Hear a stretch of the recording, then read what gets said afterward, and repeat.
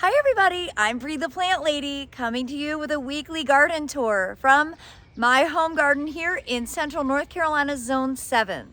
We're in the middle of May and the cottage garden is in full effect. And I'm so excited to show you around because it's really amazing how many more plants are in full bloom now, even compared to a week ago when we had the open garden. I'm saying this out loud so that I remember next year I should schedule open garden for the second Saturday of May, not the first. Well, let me turn this video around so that you can see all the beautiful flowers that are in full action right now. So I'm out here kind of in between thunderstorms. You'll probably hear some thunder. And you can see this border here. Of course, I love growing carrots. This is a self-sown carrot, and I always let a few go to flower that I don't harvest the roots of so that I can get these beautiful blooms. And I love how they look mixed with the larkspur and of course the poppies. You can see there's a whole lot in bloom in here now, and the nigella, sort of the perfect complement. This is definitely full-on cottage style. You know, you can't see the ground. That is the goal. Every little crevice has been direct seeded. This white flower here, this is Daikon Radish. I'm just gonna walk around it. You can see this is, obviously it's past the time where you would harvest the roots, but I like to let it go to flower so one, I can harvest seed. And also it's great for pollinators. Now, back here, the poppies that were sown late, these were sown on January 2nd, are just now starting to flower. You can see they're in a lot of shade now. I could alleviate some of that shade. I just need to limb up the sycamore as it's growing. The sycamore actually has kind of a fun story. It's the seedling off of a plant whose seed went to outer space with NASA in the 1980s. I got it from University of Florida, Gainesville. So that's why I have the sycamore. You can also see the buckwheat that we seeded about 5 or 6 weeks ago is also in bloom. So that's what buckwheat looks like when it's flowering. Pollinators love it. It's a great green mulch. Again, just to fill in open spaces. So basically all of these flowering things, you could consider them to be cover crops. They're just really, really pretty cover crops. Now along this border, you can see these poppies are just starting to bloom now. We've got the first ones open, lots of buds coming. So if you're so late, you're gonna count on your poppies being, you know, several weeks later. My recommended target time for seeding, zones 6 through 8, is really right around Thanksgiving, Black Friday. But this is a perfect example of this border got sown on January 2nd, and you can see now in the middle of May, it's just starting to flower. But remember, if you're growing these things for the purpose of saving the seeds, it's gonna probably be the middle to the end of June before the seed is ripe, before I get this replanted for summer. So you have to think critically about your sowing dates to also think about when you're gonna do your summer transitions. More dynamic larkspur. I love all the different color combinations. You know, this like white with a purple edge and the really dark purples and the blues. I love this little lavender. And of course, there's some really cool pinks as well. You have this kind of purpley pink and then more like a pure pink here. I think they're so pretty. And then mixed with that is cilantro. So you can see there's the cilantro leaf, and I allow this to go to seed. And I really like the combination of that small white cilantro flower mixed with the larkspur. Overall, I'm really pleased with how these borders have turned out. You can see the barley wall is starting to get its amber coloration, and to speed that process up, I've actually turned the irrigation off. The fastest way to get the barley to be ready to be mature is to just stop irrigating it. Of course, we are getting a fair amount of rain right now. We have some thunderstorms in the forecast every day. Tons of strawberries that I need to harvest. I'll get out here maybe after I'm done. I'll harvest a bunch of strawberries.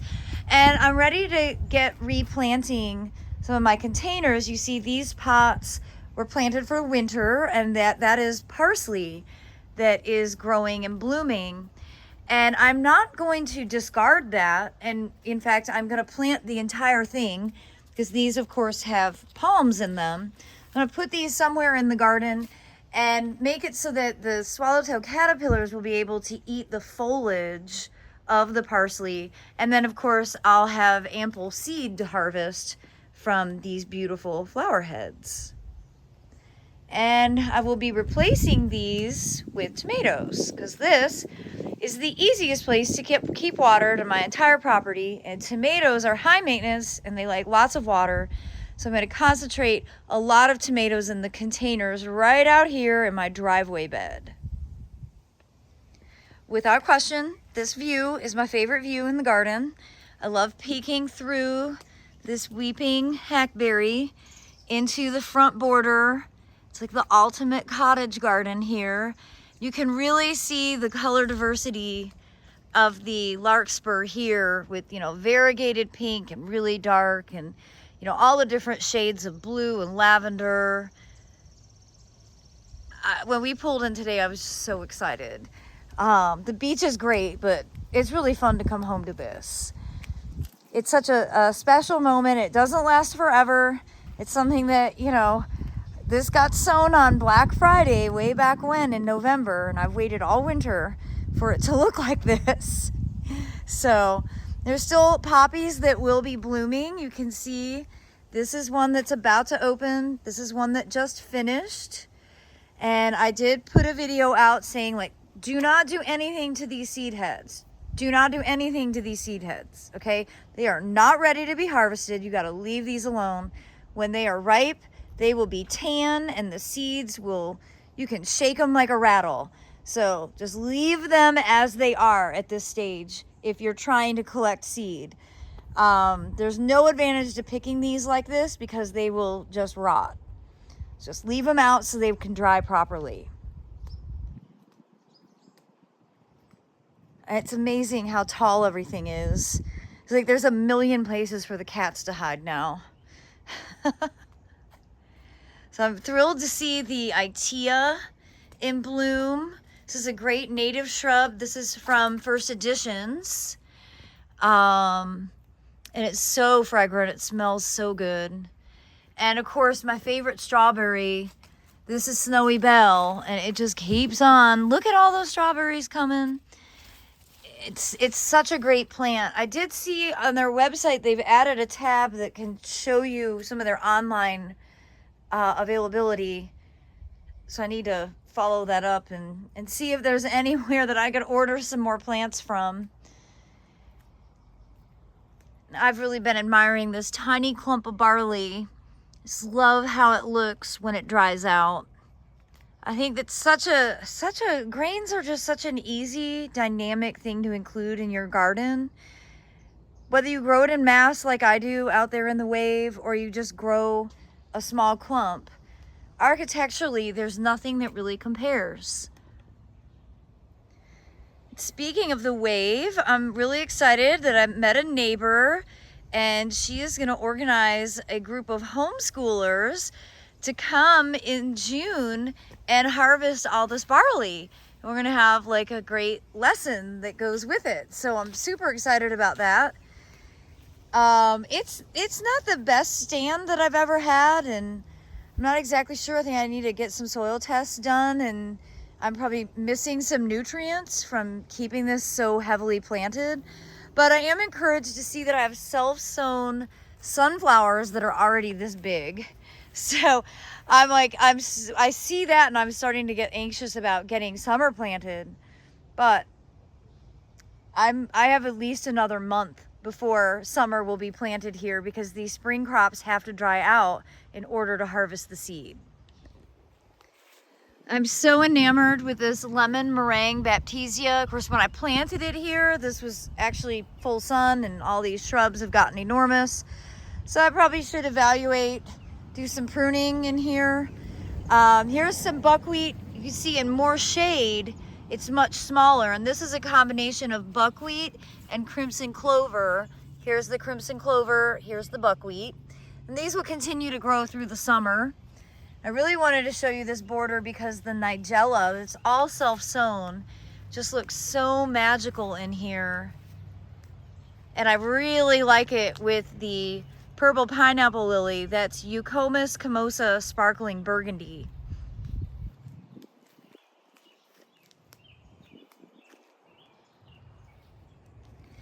So you can totally see where this border gets more shady because of all the trees I've planted. That's where the buckwheat and crimson clover are really good just to fill in the gaps. And they'll do quite well in even part shade or really quite dense shade like we have right here. You see, it's just engaging the ground plane, filling in the open spaces to make it so that problem plants can't get established. This is the easiest, least work, least expensive way to deal with big open spaces in your yard. Is just to buy some buckwheat, buy some crimson clover seed at this season and scatter it around. And like I said, you can grow it in sun or shade. So Rhodea japonica is one of my favorite evergreen perennials. They're just really low maintenance. They do great in dry shade. Deer don't bother them. And they're at the stage where they're blooming. But I think their flowers are really interesting. They look like little brains, kind of. Not like super showy. I just think they're really interesting. And they will get red berries, their seed. So, just if you have dry shade, Rhodea, that's more for probably zone 7 and warmer. And of course, Carex, you can see all this Carex in here. That's what was planted in the window boxes for the winter. And it's doing really well, getting well established. You know, in these areas where I don't want to have to mulch all the time, I'm really looking for ground plane coverage, and that can come in a lot of different ways. You know, like I said, direct seeding, like out there, but also things like sedum album does really well in this relatively shady condition. It just covers the ground up so you don't get weeds and you don't have to mulch. So we make our way around here. It's still a little shocking because we cut out a magnolia tree here, but it's so much better, and I'm definitely getting motivated to take out some more trees. Specifically, this Yoshino cryptomeria needs to come out, but I'm looking here, I'm seeing, you know, some damage on this lilac. Might just be the way that lilacs are. You see, this has really suffered a lot. I've had 10 good years with lilacs here, so I can't complain. So we come around the back. See, these poppies in more shade are just starting to flower. I missed a few. They're much smaller. It's 100% related. Their size is going to be related to their exposure and your soil quality. I know I have good soil, but in more shade, they're significantly less vigorous. So you can see as we get out here, this gets more direct western exposure. The plants are much taller and flowering better. Now, just want to pan the back because I think this looks really charming. It's getting a little out of control with the mustards, and it's been really hard to keep the pool clean because the flowers are, you know, going into the water. But again, I'm gonna let this seed ripen so that I have seed for the next season. So that's still, you know, a ways off. I might get impatient and undo the pool bed because I want to plant coleus around the base. But you can see the Ascelpias tuberosa is just about ready to bloom. And this is sort of a short-lived perennial here. These have been planted about 6 years, and I think I only have 2 original plants. I originally had 18 planted in here. But I did replace them, and I have small plants growing. So you can see tiny little plugs right there. And I figured with the combination with the curly parsley, that's great because that not only will be a food source for monarch caterpillars, but also swallowtail caterpillars. So it's always exciting. Like, I kind of think of the seasons change unofficially when the Ascelpias tuberosa starts to bloom. That's when I consider it to be summer. Well, I'm disappointed to see this has actually been happening to my blueberries slowly but surely. You see this of interveinal chlorosis, and I think this is a pH imbalance. Again, I need to send in some soil tests. Generally, when this has happened, the plants expire, and there were other plants down this line. You can see I've cut them down, and yeah, that's what the new growth at the base looks like. So it's clearly there's a nutritional issue.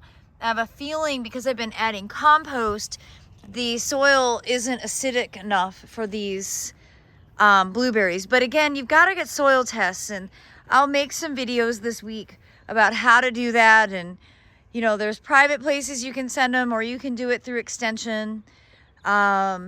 Dealing with a couple of different soil issues that I'm not going to address right now, but I will be addressing this week. So keep on the lookout for that. If you're curious about learning more, I'll be posting a lot more information in the coming days. And I showed a video on my grains and container trial, and you know, the key to this is you know, it has about another month to go, but you can see the clear losers. So the rye is definitely, I don't recommend that. This is actually the first year I ever did rye in pots, and it did exactly what I suspected it would do. Clearly, this oats is the winner. I mean, look at how upright and ornamental. It's really extraordinary. And that, I think this is a wheat. This is, I guess I really like tall and upright. These other wheats are good. They're just lower and clumpy, but they don't have as nice of a seed head. And you know, part of the purpose of this experiment is to offer these grains up as basically a winter active ornamental grass. So they need to have ornamental seed heads to fulfill that goal. Without question, the oats are my #1 choice, and they are favored by every bird that has ever existed. So if you're interested in feeding birds, you know, oats are a really logical answer. This barley is you know, almost finished. You can see it's drying. You can see the birds are starting to steal it. They literally just take the seed right off of the seed head. And, you know, that's a reason enough to grow it, in my opinion. It's like, not everybody is going to want to, you know, harvest barley to brew or harvest wheat to grind into flour. You can just grow it for the purpose of feeding your local birds. I'm mad about mangave is an understatement. I just think these are the coolest things ever. I'm really pleased with how all of the pots in the fire pit area look. I won't be changing these up for probably another couple of weeks just because I'm really enjoying them, and I'd like to collect seed from these different lettuces. And again, you can't beat succulents through the summer season for super low maintenance and really high impact. So I remember one of my coworkers used to always say, like, well, you can tell a lot about a person when you like go into their greenhouse or their work area. I think what my greenhouse is showing people is that I'm a plant hoarder. I can't believe how huge these dahlias have gotten. These are the ones that I overwintered from last year. They were just stashed in my crawl space. I have a ton of stuff that's waiting to be planted. And that is a struggle for this cycle with the poppies and larkspur. because I don't have any room to plant any of the summer stuff. I have to wait until the spring stuff ends. And like I said, that's another month. And it psychologically is really difficult to wrap your head around this sort of alternative cycle, because everybody's been trained that, oh, you have to rush to get your summer stuff planted. And in colder climates, that's sort of accurate, because, you know, you might only have 3 months or 4 months of really warm weather. Here in the Southeast, in zone 7, you know, we don't get hard frost until November. So you don't actually have to rush and get your summer stuff planted in April and May, even early June, because we have plenty of time for those things to grow during the summer season.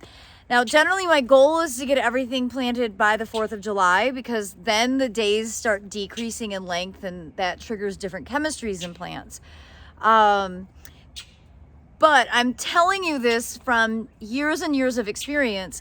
If you indulge in this beautiful cottage garden display, count on planting your summer stuff much later than you normally would, because the point of this is to enjoy the gorgeous flowers, and then simultaneously to be able to harvest your own seeds so you don't have to keep buying seed. And that's really what I want to teach people is, you know, how to grow quality plants that you can harvest for yourself and then save and grow out every single season. But like I said, it's a totally different cycle, and if you just keep tuning into my videos, you'll see my timing, and you'll understand that it does work. But it's contrary to basically everything that you've been told, at least for the last 20 years. And that's mostly due to retail sales. You know, everybody wants to get everything sold by Mother's Day, and that cycle actually isn't the best for your plants or for your gardening habit. So I hope that you will see me through to the end, because I've had a ton of questions of people like, my poppies aren't blooming yet and I'm ready to plant tomatoes. And it's like, well, this is part of the reality of growing, of leaning into spring and not skipping the spring season. Remember, summer doesn't technically start until June 21st. So you still have a little bit of time to enjoy your spring display before you rush into getting your warm season things planted. And here's a prime example of a poppy that just self-sowed in the Chapel Hill grit, in the pathway. But I'm so glad I didn't get rid of it, because it's one of the most extraordinary like pom-pom doubles. And I really love it. And there's lots of flowers still to come. So, you know, again, this style might not be for everyone. It's a little loose. That's the whole point of Cottage, is that you're not in total control of everything and that you kind of let nature take its course. It's a different cycle, but I think there's a lot of benefit to it. And I can't wait to show you the process of harvesting the seeds and getting these beds, you know, mowed down and then replanted. But again, that's still gonna be a few weeks off. Oh, look at that. I mean, is that not like a royal crown? Gotta love a carrot. And I wanted to give you an update here on the poppies that are grown in soil cube directly in the bags, and they are starting to open. These look really dry. I need to water these. You can tell when they're dry because you see the soil shrinks and then there's like space in between. So you shouldn't let them dry out. I haven't been home, so you know, that's a thing. And these are smaller. Again, that is because of their exposure. This section, note to self, is not full sun. It's barely sun at all because the fence blocks the sunlight. So next year when I do this experiment in the fall, I'm gonna do this on the other side of the fence. I know I showed you these before, but I just think they're so cool. This is persimmon. And I just think their flowers are the neatest things ever. So, yeah, persimmons. Be on the lookout for their flowers. I hope I get some good fruit set this year. It's interesting. I'm just, you know, investigating here. I guess maybe these are just, yeah. I was like, these are green, these are yellow, but that's because these are actually open and that green one wasn't. So got another persimmon, a weeping persimmon there. These flowered, and yeah, here's one of the blooms. And that did get pollinated because you can see the tiny persimmon growing in there. So last year I had quite a few fruit on this weeping one, and I thought this was a male, but I was reading that this one also should set fruit, so we'll see. It wasn't labeled when I got it, so therein lies my problem. Though I love getting free plants, often there's a disadvantage to it because they aren't labeled or they're not grown well, or, you know, for any number of reasons. And that's the case with this persimmon. But it'll be fun to see if any fruit does form on it. Well, I hope you have enjoyed today's garden tour, and I look forward to sharing more updates with you next week. Remember, leave your poppy pods alone. Don't do anything to them at this stage. You need to just let them dry out naturally so that you can harvest seed, and then you'll never have to buy it again. Well, I thank you all so much for watching. Have a great week, everybody.